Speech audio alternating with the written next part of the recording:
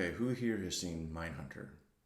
Mindhunter is what was created by David Fincher, the director of The Killer, the movie that we are going to be talking about right now.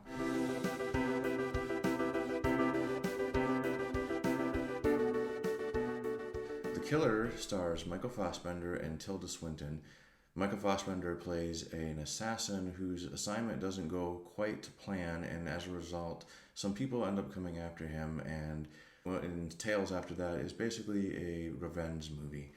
Now, one thing about this movie is since your protagonist, your primary character that you're following, is also a bad person, it really made the hard to decide like who you're siding with in this movie. There's like no redeemable characters. They're all kind of bad. So I found myself at times like feeling like kind of bad for the people he was going after, because I'd be like, no, no, don't do it, and then he would just do it anyways. So it was his character is very brutal, and that is one thing that Michael Fassbender really delivers with. He knows how to play dark and like deranged kind of characters. I mean, he was excellent as Magneto.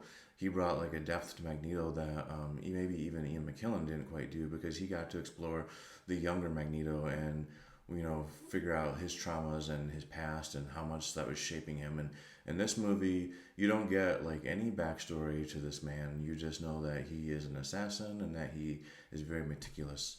You get a lot of voiceover from him, so that was kind of interesting. Made it feel like you're like getting kind of like a glimpse into this guy's mind, and like maybe he's trying to paint a picture for you so you understand his thought process, or maybe just it brings you along for the ride and makes you feel like, okay, this is being a killer 101. One of the things that really shined in this movie is the cinematography.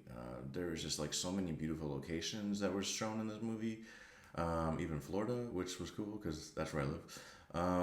And then also the music and sound direction was like really cool. The sound really filled up the surround sound.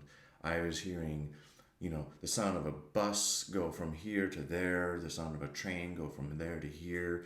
It was like really cool. And then the musical score is by Trent Reznor and Atticus Ross. They worked with David Fincher on The Girl with the Dragon Tattoo, and those two are frequent collaborators, and their music is, pretty good, usually leaning towards electronic. I believe they might have done Mad Max, The Fury Road. And so that score was like quite excellent as well.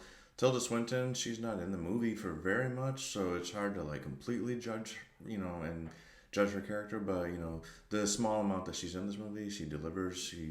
There's actually like a funny line where they describe her as a Q-tip, and I thought that was kind of funny. It's kind of a low blow, but she is kind of pale. Overall, this was a really good movie. I enjoyed seeing David Fincher return to like dark, thriller, killer kind of movies. And this movie, it doesn't feel like either of those. It feels different, but it still has that distinct David Fincher quality. And I think it definitely delivers for anyone that's feeling the letdown that Mindhunter is not going to come back. So, this movie does a good job giving you back some classic David Fincher. In terms of should you watch this movie, the answer is yes. It's well worth the watch. It might not be the most action-packed movie. This is more of a thought-provoking movie and more of a character-driven movie, but yes, you should watch this movie. I'm actually going to go with an 8 out of 10. Definitely worth the watch. If you want to see more, like and subscribe. I have more content coming.